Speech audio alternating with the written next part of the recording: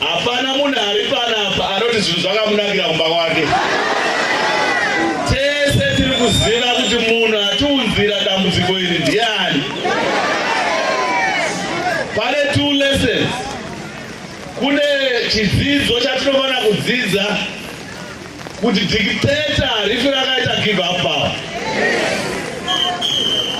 Iro dictator rinozviziva kuti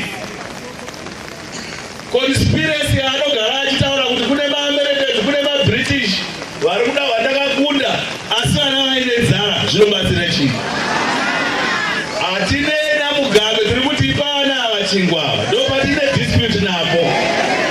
Kune chidzidzozve kunesu veopposition. Chidzidzo chatinoziva ndechokuti dictator rikasaenda tinofanira kuti isusu tirambe takashinga. Gore rino makataridza kuti imi munogona kusumuka muchikonfront dictator.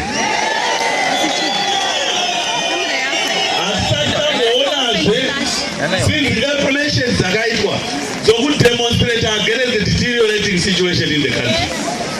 Now, zorevei uye tinoisorova sei nyaya iyi?